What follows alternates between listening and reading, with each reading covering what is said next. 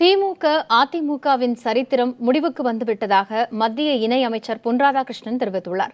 மதுரை விமான நிலையத்தில் செய்தியாளர்களிடம் பேசிய அவர், அதிமுகவில் நடைபெறும் அதிகார போட்டியால் மக்கள் தங்களது அதிகாரத்தை இழந்துவிட்டதாகவும் குறிப்பிட்டார். அண்ணா திராவிட முன்னேற்ற கழகம் புரட்சித் தலைவர் எம்ஜிஆர் அவர்களால் துவக்கப்பெற்று ஜெயலலிதா அவர்களால் வழிநடத்தப்பெற்று அந்த அதிமுக இன்னைக்கு முடிஞ்சு போச்சு. திராவிட முன்னேற்ற கழகம் அண்ணாவால் துவக்கப்பெற்று கலைஞரால் வழிநடத்தப்பட்டது, அதுவும் முடிஞ்சு போச்சு. அந்த கழகங்கள் அவங்களுடைய சரித்திரம் முடிஞ்சு போச்சு. இன்னும் புதிய தேடல் இப்போது ஆரம்பிச்சிருக்கு தமிழ்நாட்டில். ஊழலுக்கு இதை விட எடுத்துக்காட்டாக எந்த கட்சியும் சொல்ல முடியாது. அந்த அளவுக்கு ரெண்டு கட்சிகளும் ஆண்டடிச்சிருக்காங்க.